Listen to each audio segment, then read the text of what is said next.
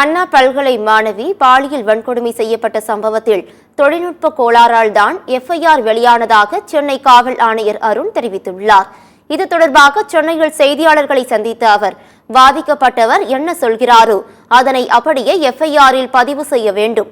அதில் போலீசார் எந்த திருத்தமும் செய்யக்கூடாது.